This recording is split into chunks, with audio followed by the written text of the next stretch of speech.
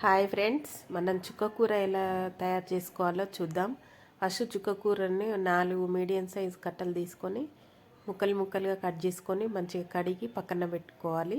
ఒక onion cut చేసుకొని పెట్టుకోవాలి. ఓకేనా ఫ్రెండ్స్? ఇప్పుడు స్టవ్ వెలిగించుకొని కడాయి పెట్టుకొని ఆయిల్ పోసుకోవాలి. కొన్ని పోపు గింజలు ఉల్లిగడ్డలు పసుపు వేసి కొంచెం సేపు వేగినాక మనం కట్ చేసి పెట్టుకున్న చుక్క కూరని అందులో వేసుకోవాలి.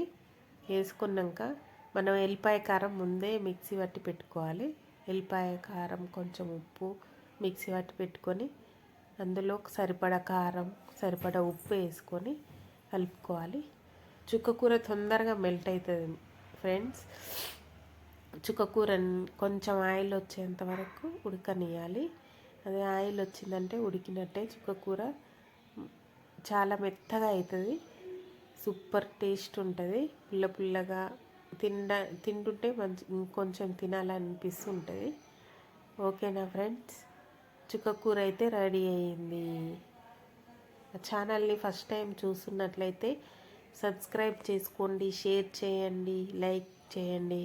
ఓకేనా ఫ్రెండ్స్? బాయ్. చుక్కకూర అయితే రెడీ.